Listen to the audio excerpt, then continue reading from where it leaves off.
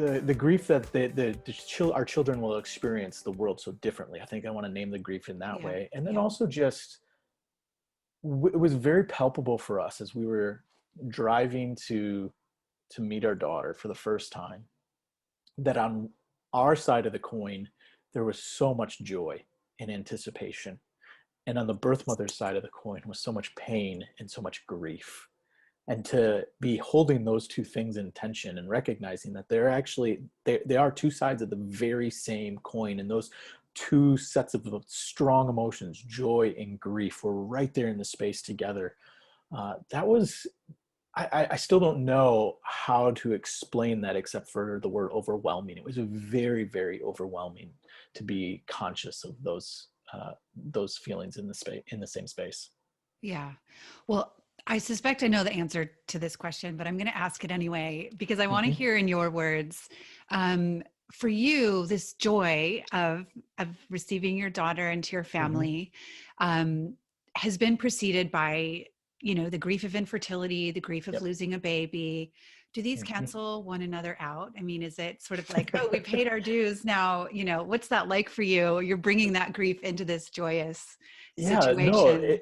it doesn't cancel it out at all. I mean, you still feel the pain of that. It's still there. It it forms you. It forms you in a certain way. It forms your understanding of God. It forms your ability to show compassion to other people, and it still leaves like that. When we look back on that period of life, it's like, oh no, we don't look at it as that period was simply us paying dues to get this. We Yeah. look at it as that was a very dark and hard time. And we learned things in it. We learned things about ourselves. We learned things about God. We learned things about our faith. Yeah.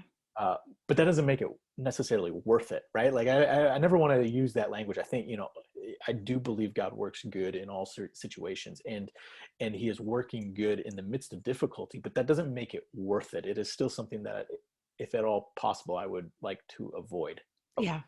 if that makes sense. It does, absolutely. Because I think we Yeah. do often approach things as fairly transactional, Right. We like to keep the ledgers balanced.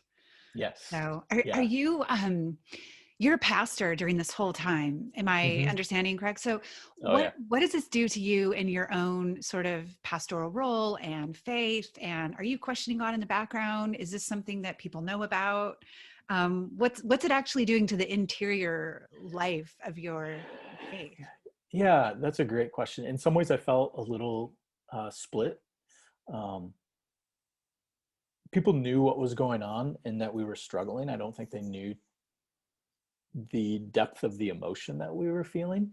But like when the ectopic pregnancy happened, we were very clear with our elders and with the congregation. They gave me a couple Sundays off.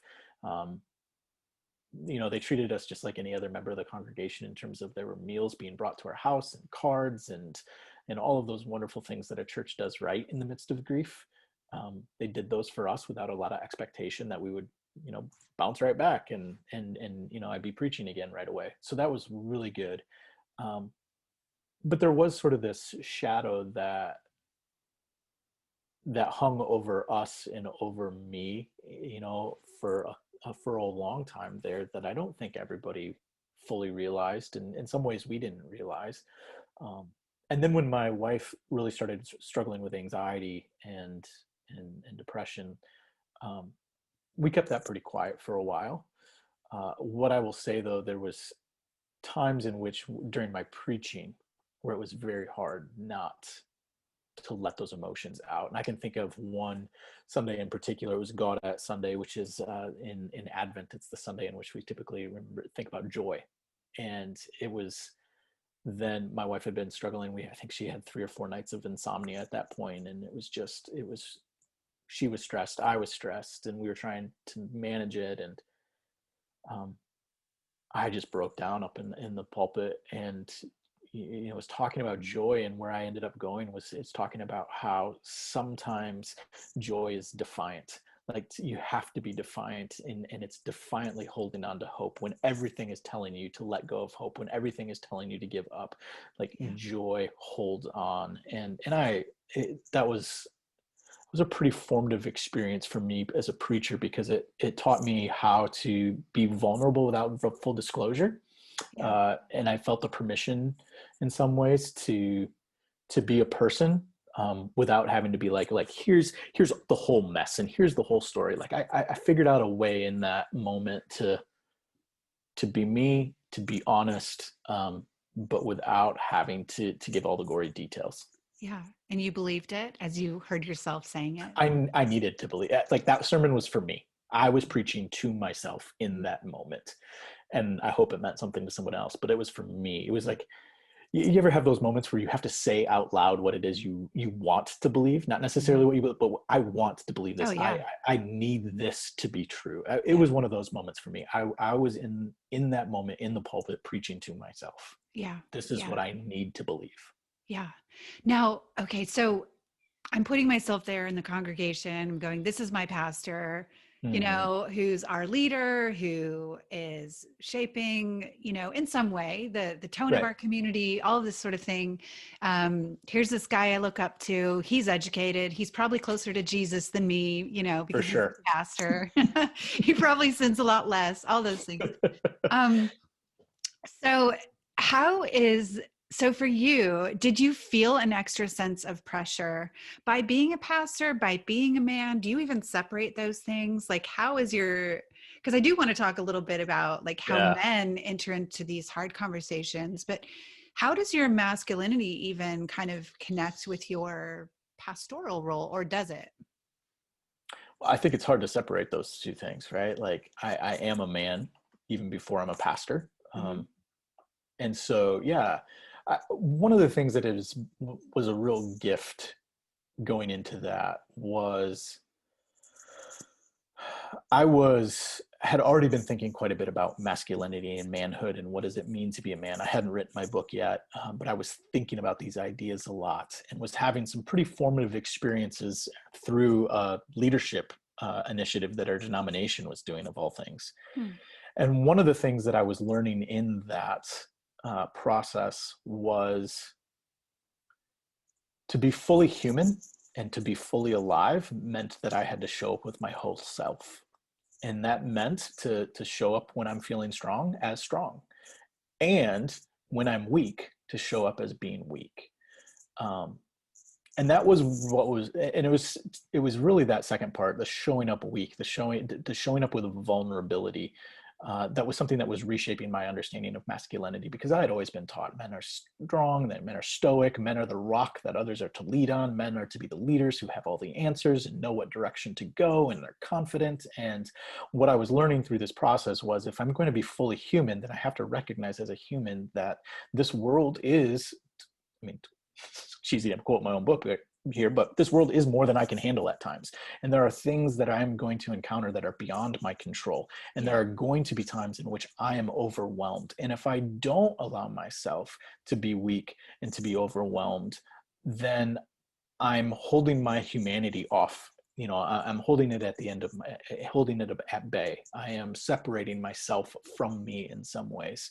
And to be theological about it, I'm if I'm not allowing myself to be weak, then I'm not allowing or giving space for Christ to be strong in me, right? Like Paul Mm. says, when I'm weak, then I am strong. And it's not because he's strong, it's because in that moment Christ's strength is filling him, and is the thing that's animating him.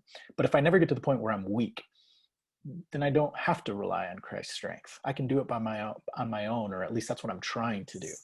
And so up to that point in that Sunday, I'd been thinking about all of this stuff, and it was an opportunity for me to put it into practice and say, do I believe this? Do I believe that when I'm strong, that I'll see the strength of, or when I'm weak, I'll see the strength of Christ? That when I'm being vulnerable and I'm being honest about what's hard, that I'm actually getting closer to being fully human. Um, and I feel like to some degree that did happen. I was, even after that sermon, I pulled my elders into my office and said, I didn't tell everybody in the congregation what was going on, but I told my elders, this is what's going on, and here's what I need from you right now. Yeah. And that was a really empowering moment for me to say, like, I need to not be able to show up every day to the office. I need to be able to just be home and be with my wife. I need you all to step up because I have to step back for a little bit. Um, and I think that honesty helped them to understand what was happening and to respond in a way that was really, really helpful. I mean, they pastored me in those moments. Yeah. So, That's beautiful. So for you, you're a white man. yep. You are American. Like you have a few things going for you. How do you make this? I'm really curious. So, you said it had been a couple of years. You were already sort of exploring masculinity and what that means Mm-hmm. as a Christian. And but how do you kind of like what starts that? Often Mm. there's a problem that we go, okay, this isn't working for me, but it's hard for me to imagine like being a man not working for you. I'm very honest from where I sit as a woman. There's times when I'm just like, how's that not working for you? So like, what is it that actually made you kind of go, I need to explore this a little bit, Yeah, because yeah. often when we're comfortable, we don't think beyond, the need to sort of unpack our own. Totally. Totally. I just want to affirm that question. I've never had that. And all the interviews I've done about this, I've never had that question. I've never had a woman say like, yeah, I've never thought of being a man not working for me. That's awesome. Well, Well done. that's me as a woman saying, this is how I feel. So help me Yeah. understand this. Yeah. Well, for me, it became clear at a retreat I was on for that leadership initiative with our denomination that I was talking about. And one of the things that we were, or what the retreat was doing, was trying to get us to look into our past. Mm, And the way to get access to our past was by looking at something in our life in the present moment that's not working for us. And what was fascinating is what you just said. I had a really hard time finding something that wasn't working for me. And in yeah. fact, at the end of the retreat, we were given an opportunity to go up to one of the retreat leaders and share with them, this is what I got present to. This is, the thing that's not working. Here's the thing where it comes from in my past. I've been able to connect these dots. Here's how I want to be different leaving this retreat. I didn't have any of that. But I went up to one of the retreat leaders and I said, the only thing that I got present to all weekend long was that I'm lonely. And he said, so why do you feel lonely? I said, well, I just don't think anybody really knows me. Hmm. Why doesn't anybody know you? Well, because I don't really let them get to know me. Well, why don't you let them get to know you? Because I'm afraid of them rejecting me. Well, where does that come from? And he just led me through the whole Wow. process right there in the moment until I saw both that I didn't let people get to know me because of experiences I had when I was in sixth grade. So, 11, 12 years old, where a bunch of friends rejected me. And I made what I call a vow in that moment of saying, I will never give another person a reason to reject me, which Hmm. meant that I was constantly putting up this facade, constantly playing the part of what I thought other people needed from me or Yeah. wanted from me. And that ultimately kept me my who I am at hidden behind this mask, Yeah. and I was afraid to take it off. And what I also saw was it wasn't just affecting my relationship with other people, but it was affecting my relationship with God, that I was showing up that same way with God and having those same fears that if I really was honest with God, that God would end up rejecting me as well. Yeah. And as I came to understand that in that moment, I lost it. I broke down. I started crying. Jim was his name. He gave me a hug. He stepped back. He said, I've known you for the last couple of years. And he said, but I've never felt closer to you than I do right now. Yeah. And then he said to me, and this is what started me on the whole journey with masculinity. He said, if you are willing to be, or if you're courageous enough to be authentic with people, you will stop feeling like a 13-year-old boy and you will start feeling like a man. And I at the moment, I was like, that's a bunch of psychobabble. Like, I don't really buy that. But I took him up on the challenge and I began to be honest. And that's when I began to feel more like a man. I began to feel more confident in myself and more just assured, not confident and like cocky, just be like, I can be honest with people. I can Yeah. say where I don't know things, or I'm feeling, I'm struggling with whatever.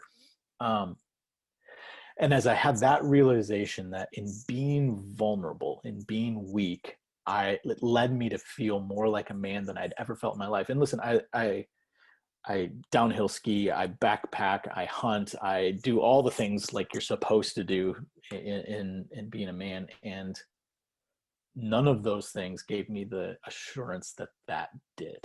And so Mm. I had to go back and reevaluate. Was I taught something wrong about masculinity, or was I broken? That I needed a weakness. I needed a moment of vulnerability to help me. And I've come to the conclusion, and I believe very strongly, I was taught something about masculinity that wasn't ultimately true. Yeah. Yeah. Which is such a common experience, isn't it? Well, Yeah. first of all, I want to say thank God for Jim. And, but that's really beautiful pastoral wisdom and care and Oh yeah. commitment. So I have to ask you this though, because you've said it a couple of times in different ways. You said it a little bit earlier too.